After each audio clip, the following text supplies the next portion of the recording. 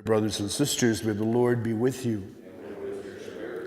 A reading from the Holy Gospel according to John. On the first day of the week, Mary Magdalene ran and went to Simon Peter and to the other disciple whom Jesus loved and told them, "They've taken the Lord from the tomb and we do not know where they put him." So Peter and the other disciple went out and came to the tomb.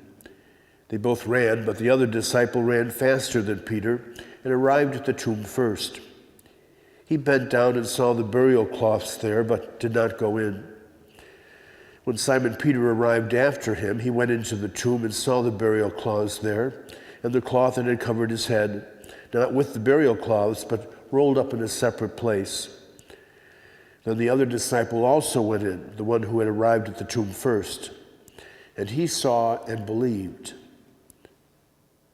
The Gospel of the Lord.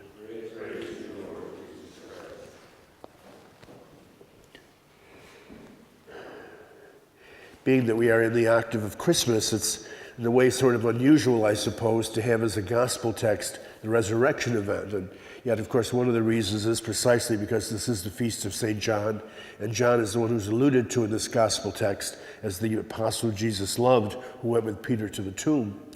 But there's a fundamental liturgical and theological reason for having a text such as this during Christmas. Because really, the celebration of Christmas would have made no sense, there would have been no reason to do it, except for people who are part of a particular family, except for the fact that the crucifixion and the resurrection grounded the meaning what this Christmas season was about.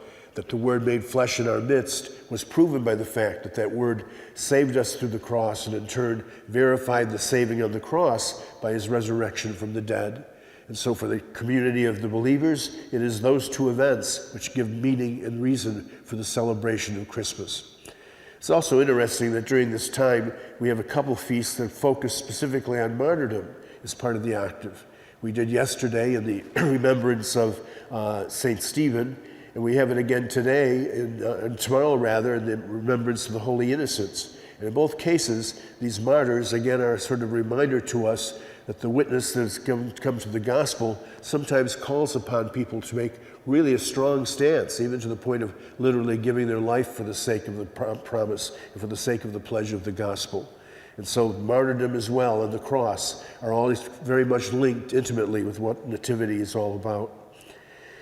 In the gospel today, we find that Peter goes in first, given preeminence, as it were, from the disciples of being the first to go into the tomb. But it is John who goes in and sees what has happened there and comes to belief just by seeing that the cloths were there. And so he's a great witness to faith as well for us.